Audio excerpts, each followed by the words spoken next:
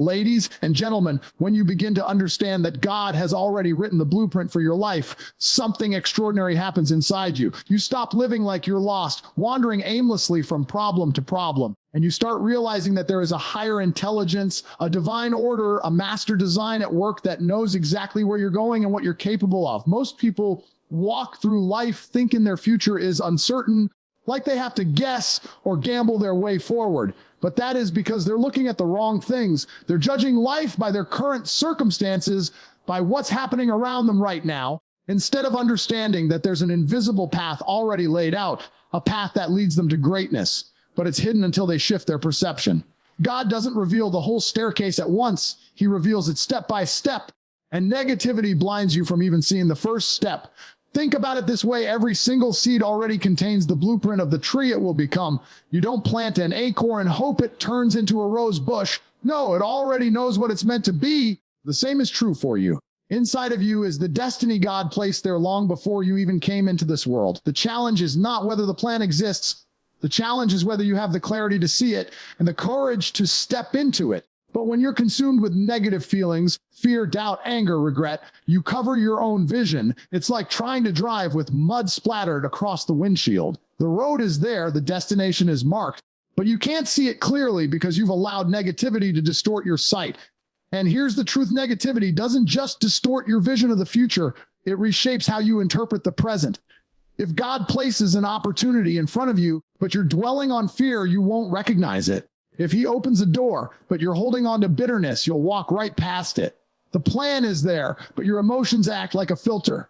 What you feel becomes what you see, and what you see becomes what you believe. That's why so many people miss what God has already aligned for them. They think he's silent, but he's not. They think nothing is happening, but everything is happening. The problem isn't that God hasn't spoken. The problem is that negative emotions drown out the frequency. Understand this: God doesn't operate in chaos. He operates in clarity. He doesn't reveal next steps to minds clouded with self-doubt. He reveals them to those who quiet the storm of negativity and choose to believe. When you're aligned with faith, your mind becomes like a radio tuned to the exact station where his guidance is broadcasting. When you're tuned in, you begin to notice the signs, the nudges, the opportunities that were always there, but you were blind to before. Negativity is static. Faith is the clear channel. One keeps you stuck, the other pulls you forward. There are countless people who go through life saying, "I don't know what's next for me." That statement alone is the problem, because the truth is, you don't need to know what's next. God already knows. Your job isn't to figure it all out. Your job is to align yourself so you can walk the path step by step as it unfolds. When you live in negativity, you demand certainty before you move. But when you trust in the divine blueprint, you step into uncertainty with confidence because you know the outcome is already secured. That's how champions are built. That's how ordinary people accomplish extraordinary things. They stop being paralyzed by not knowing the full picture and start moving forward, knowing God has the picture. Negative emotions are dangerous not because they're natural, but because they become habitual.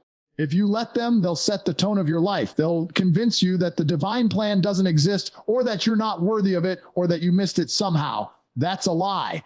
You can't miss what God has written for you, but you can delay it by sitting in a negative state for too long. Every time you stay in fear, you slow yourself down. Every time you indulge in doubt, you push the blessings further out. It's not that God is holding them back from you. He's ready, but he won't pour greatness into a vessel that's refusing to believe. You have to step into alignment, and alignment begins with thought. Most people underestimate how powerful their thoughts are in relation to God's plan. They think destiny is automatic, like it'll happen no matter what, but that's not true. The blueprint is there, but you still have to build. And if your thoughts are poisoned with negativity, you'll sabotage your own construction. Think about an architect. He hands you the design for a skyscraper. The design is flawless, the structure is perfect, but if the builders cut corners, use the wrong materials, or stop halfway, the building will collapse. Not because the blueprint was wrong, but because the execution didn't match the vision. God has already drawn the blueprint of your destiny, but if you feed your mind with negativity, you're building with weak material. Your thoughts are the bricks, your emotions are the cement, and your actions are the labor. Weak bricks, weak cement, lazy labor. The design never manifests. Strong bricks, strong cement, disciplined labor. The design comes to life. Your entire life is built from the foundation of thought. Every single result you have, every achievement, every failure, every relationship, Every amount of money in your account, it all originates from one place, the mind.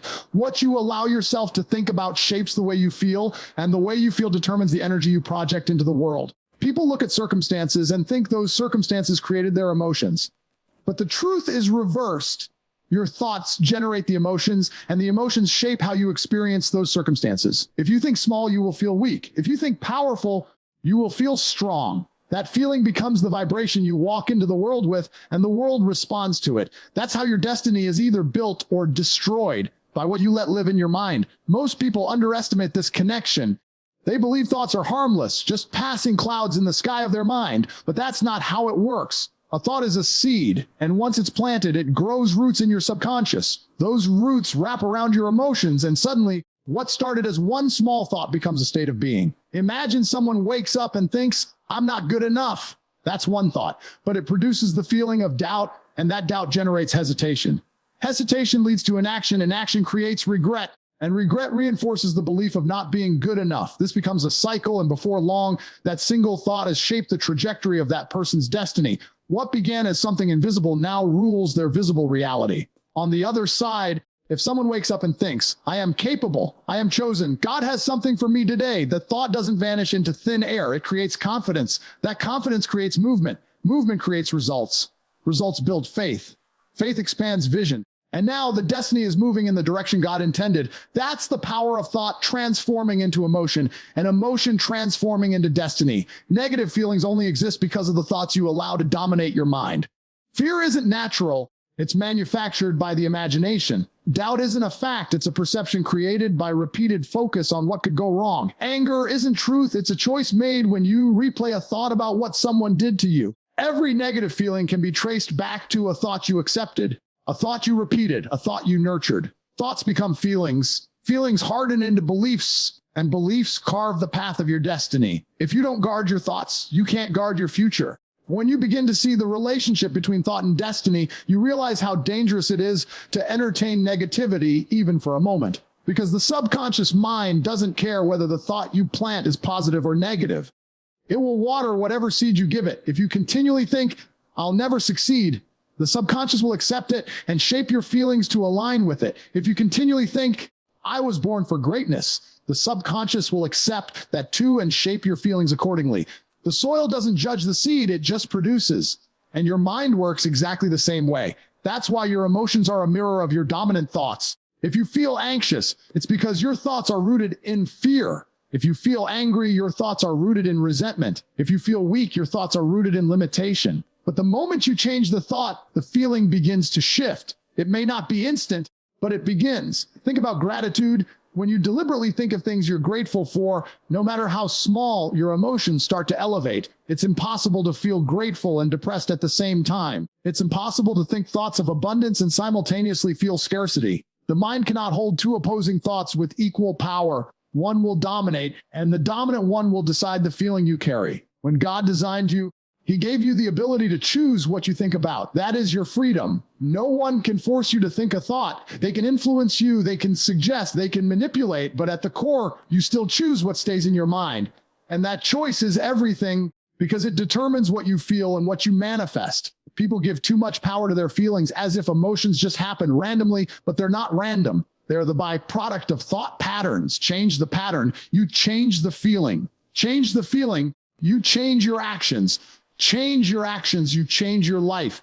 The mistake most people make is they try to change their destiny without changing their emotions, or they try to change their emotions without changing their thoughts. That's like trying to change the fruit on a tree without addressing the root. The fruit will always grow back the same because the root never changed. If you want to alter what shows up in your life, you have to dig into the root, the thoughts. The problem is, most people live their entire lives never questioning their thoughts. They accept whatever shows up, never realizing that most of those thoughts aren't even theirs. They're inherited from parents, teachers, society, the news, culture.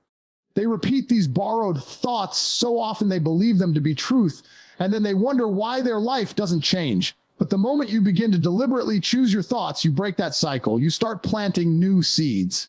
At first, it feels unnatural because you've been conditioned otherwise, but repetition rewires the subconscious. You think a new thought enough times and it becomes belief. That belief creates new emotions. Emotions drive new behaviors, and behaviors create new results. This is how God designed you, not as a victim of circumstance, but as a co-creator of your destiny. The destiny is already there in blueprint form, but you have to align your thoughts and feelings with it for it to materialize. Fear and doubt are two of the most destructive forces that a human being can allow into their life, and yet they are also the most common. You see, fear and doubt were never placed in you by God. They are not part of your original design. They are illusions born from conditioning, from external voices, from the stories society tells you about your limitations. When a child is born, that child does not know fear of failure. That child does not doubt its ability to walk, to talk, to grow. It simply moves forward with full faith, stumbling and falling but rising again until the task is mastered. It is only after being told you can't, you shouldn't, you're not good enough, that fear begins to creep into the subconscious. Doubt is learned, and anything learned can be unlearned. Fear is nothing more than the masseuse of imagination. When you fear something, you are mentally rehearsing a negative outcome that hasn't even happened. You take your mind, which was designed to create, and instead of building images of victory, you build images of defeat. You see yourself failing. You see yourself rejected. You see yourself broken. And because the mind doesn't know the difference between a vividly imagined picture and reality, your body begins to respond as if it's true. Your heart races, your stomach knots, your confidence collapses. You act hesitant, you shrink back, and opportunities slip away. Fear didn't stop you. Your imagination did. Doubt didn't block the door. Your own thoughts locked it. Now understand this clearly: fear and doubt are liars. They are not signals of truth. They are signals of distortion. They magnify obstacles that aren't even real, and they make the smallest setbacks look like permanent defeat. You've seen this in your own life. Think about how many times you were afraid to do something, but when you finally did it, the fear disappeared instantly. That proves the fear was never real. It was an illusion created in your mind. Doubt works the same way. Doubt tells you that you don't have enough. You're not ready. You're not capable. But if you look back at your past, you'll see countless moments when you were doubting yourself, and yet you still succeeded. That's because God's plan for you is stronger than your self-doubt. But the more you give power to those thoughts, the more you delay stepping into that plan. Fear and doubt paralyze people. They cause hesitation, and hesitation is the silent killer of destiny. Every time you hesitate, every time you hold back instead of moving forward, you create a habit of retreating. That habit conditions the mind to accept mediocrity. And once mediocrity becomes acceptable, destiny begins to fade. You can't fulfill the life God designed for you while kneeling to fear, while bowing to doubt. You were never created to crawl through life scared of what might go wrong. You were designed to walk boldly, to stand tall, to take risks, knowing that even if you stumble, the blueprint for your life doesn't collapse. God doesn't abandon you because you made a mistake. He only asks that you trust him more than the illusions of your fear. The problem is that most people think fear and doubt are signs they should stop. They interpret them as warnings. I feel scared, so maybe this isn't meant for me. That's the biggest lie fear whispers. Fear is not a stop sign. It is a test. It appears at the edge of your comfort zone to see whether you'll stay small or step into growth. Doubt is not a red light. It's a challenge daring you to move anyway. If you only take action when you feel certain, you will never move, because certainty never comes before action. It comes after. Every great person you admire moved through fear and acted despite doubt. They didn't wait for fear to leave. They decided fear wasn't their master. When you reject fear and doubt, you begin to access a higher level of strength. You realize that the energy you spend imagining the worst can be redirected into imagining the best. The same imagination that created fear can create faith. The same imagination that built scenarios of failure can build visions of success. That's the secret. The power is the same, only the direction is different. When you feed fear, you shrink. When you feed faith, you expand. Both are choices. Every time you choose against fear, you rewire your subconscious. You train your mind to associate courage with progress. You prove to yourself that fear is just noise, and eventually the noise gets quieter. Every time you reject doubt, you condition your spirit to believe. You reinforce the truth that your ability doesn't come from human approval, but from divine design. That's how you begin to destroy the grip of fear and doubt, not by avoiding them, but by standing up to them and moving forward anyway. Fear and doubt will never fully disappear. They will always attempt to show up at the door of your destiny. But the difference between the ordinary and the extraordinary is that ordinary people bow to them, while extraordinary people acknowledge them and keep walking. Ordinary people wait until they feel ready, while extraordinary people act first and let readiness catch up. Ordinary people let doubt decide what's possible, while extraordinary people let faith decide. When you grasp this, you realize that the presence of fear and doubt in your life is actually proof you are standing on the edge of something greater. The closer you are to your destiny, the louder fear and doubt will scream, because they know you're about to step into a new level of power. And that's when you must push forward the hardest. That's when you must remind yourself that God did not give you a spirit of fear, but a power, love, and a sound mind. Faith is the force that pulls the invisible into the visible. It is the bridge between what you cannot yet see and what you are destined to experience. Without faith, you are trapped by what your eyes show you, and your eyes will always show you limitation. They will show you the bank account that isn't full enough, the opportunity that hasn't appeared yet, the challenge that looks too heavy to overcome. But faith doesn't need evidence from the eyes. Faith is the evidence. It is the proof of things not seen. It is the knowing deep in your spirit that even when nothing around you suggests victory, victory is still guaranteed because God has already authored it. Faith is not wishful thinking. It is not blind optimism. Faith is power. Faith is alignment with the higher plan. It is the refusal to let circumstances dictate belief. When you live by sight alone, you are always vulnerable to fear, to doubt, to negativity, because circumstances change constantly. One day you're up, the next day you're down. But when you live by faith, your foundation is unshakable because it's not built on the temporary. It's built on eternal truth. Faith says, I trust what God has spoken, even if the evidence hasn't arrived yet. This is why people who live in faith move differently. They walk into rooms with certainty even when others doubt them. They step into opportunities with confidence even when they look underqualified. They act boldly even when their resources seem small because they know resources don't create the outcome. Faith does. They understand that God has already supplied everything they need in seed form, and faith is the water that makes it grow. Without faith, the seed lies dormant. With faith, the seed breaks open and releases potential. The mind will always try to sabotage faith. It will whisper, you don't see it yet, so maybe it's not real. That's the illusion of logic. Without faith, the mind is limited. It only works with data it can measure. Faith works with a higher data source, divine intelligence. Faith takes you beyond what is logical into what is possible. Logic says, this can't happen. Faith says, with God, all things are possible. Logic says, wait until everything is certain. Faith says, move now. Certainty will follow. Logic measures. Faith multiplies. When you allow faith to be your driving force, you stop negotiating with negativity. You stop entertaining the small voice that says you're not ready. Faith doesn't require readiness. Faith creates readiness. People spend years waiting for the perfect moment to act, not realizing the perfect moment is created when you act in faith. Waiting is the language of doubt. Moving is the language of faith. Every great leap forward in life was made without certainty, but with conviction. Faith is also magnetic. It attracts circumstances, people, and opportunities that match the vibration of your belief. If you walk in faith, you radiate confidence and certainty, and others respond to it. Doors open because people feel drawn to the energy of someone who knows where they're going. They may not consciously understand it, but subconsciously they are attracted to certainty. This is why some people succeed while others with more talent, more resources, or more connections don't. It's not the skill that makes the difference. It's the faith. Skill without faith collapses under pressure. Faith without skill will eventually learn the skill. Faith always finds a way. And here's something most people don't realize. Faith and fear are identical in structure. Both require you to believe in something you cannot see. Fear is belief in the negative. Faith is belief in the positive. Fear imagines the worst and feels it as if it's already real. Faith imagines the best and feels it as if it's already real. The energy is the same. The mechanism is the same, but the direction is opposite. If you can fear, you can have faith because both are products of imagination. It's not that some people are capable of faith and others aren't. It's that some choose to use their imagination against themselves while others use it for themselves. Faith also requires action. Too many people think faith means sitting still, waiting for things to magically appear. That is not faith. That is laziness dressed as spirituality. Real faith moves. Real faith acts even when it doesn't make sense. Real faith takes the step before the staircase is visible. It doesn't wait for clarity. It creates clarity. You demonstrate faith not by what you say, but by what you do. Every time you act without evidence, you declare to the universe that you trust God's design more than your temporary discomfort. And understand this, faith will always be tested. You will face moments where everything around you looks opposite to what you're believing for.